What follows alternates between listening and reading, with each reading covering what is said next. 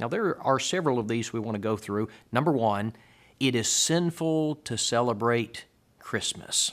Now, we've already established that Christmas is not the birth of Jesus. We've already established that the Bible doesn't tell us to celebrate that day. It's not a day of religious observance. But the question is there anything wrong with getting together with family and exchanging gifts? Certainly there's not. Is there anything wrong with putting lights on your house or singing Frosty the Snowman? No, there's nothing wrong with that. You see, though Christmas had a religious origin and some people celebrate it that way, many of the traditions associated with Christmas have nothing to do with the birth of Jesus. Why do we hang stockings over the chimney? Why do we have mistletoe or Yule logs or Rudolph the Red-Nosed Reindeer? You see, these things aren't religious, and I'm not perpetuating a religious error by participating in them. Now, I'm not going to put a nativity scene in my yard or put a Star of Bethlehem on top of my tree, but to celebrate the secular traditions of Christmas, that doesn't violate any Christian principles. Well, number two, here's a second misconception. Some people have argued that Christmas is of Catholic origin and that using the word and celebrating it in any sense is therefore wrong because it perpetuates that error. But I would object to this for at least two reasons. First, the word itself no longer refers to a specific Catholic Mass. It now refers to a holiday that's celebrated all over the world, both by Catholics and non-Catholics, both by believers in God and even by atheists. And so the word has taken on a different meaning, and it's inconsistent to reject a holiday based on the origin of the word.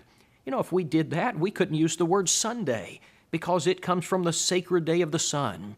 We could not use the word Thursday because it refers to the day of the war god Thor.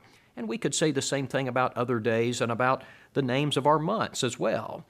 But for us, Thursday's not the day we honor Thor, the war god. It's the fifth day of the week. And we could say the same thing about Christmas. To us, Christmas is not a Mass for Christ. It's a day for joy and gladness and warmth when friends and loved ones take an occasion to meet and mingle and exchange gifts and good wishes, and they relax in a season of happiness and goodwill. Well, a third misconception about the celebration of Christmas, some people will say it is sinful to put up a Christmas tree, and they will even say that the Bible specifically says so.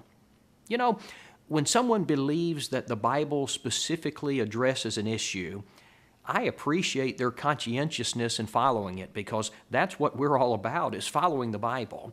And I especially appreciate a person who will deny himself fun or be the odd man out in order to conform to the Bible. That's the right type of a heart. But you know, the passages that are usually brought up that supposedly condemn the Christmas tree, they're really not referring to a Christmas tree at all.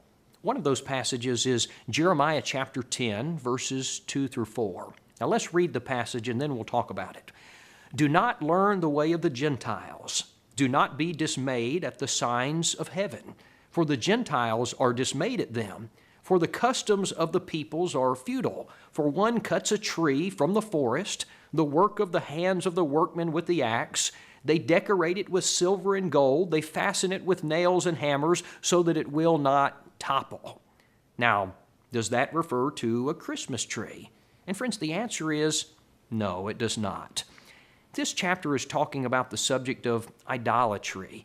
The Jews were living amongst a heathen people, and they were starting to pick up some of their practices. Listen to verses 1 and 2.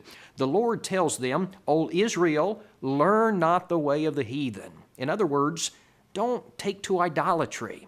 He continues, and be not dismayed at the signs of heaven, for the heathen are dismayed at them. You know, this might be talking about astrology or the signs of the zodiac, but more probably it's a reference to eclipses and comets and meteorites and things that the ancient heathen believed to be signs. And he's telling them, don't be caught up in these things. Verse 3, for the customs of the peoples are futile. For one cuts a tree from the forest, the work of the hands of the workmen with the axe, and they decorate it with silver and gold. Friends, this is the way they made idols. It started with a man going into the woods and cutting down a tree, and he would bring it back and he would cut out a section of this tree and he would cover it with silver and he would cover it with gold and he would form an idol. And then he would take nails and he would secure his idol so that it wouldn't fall over, and then he would worship it. And the Lord is showing the absurdity of idol worship. It had absolutely nothing to do with a Christmas tree.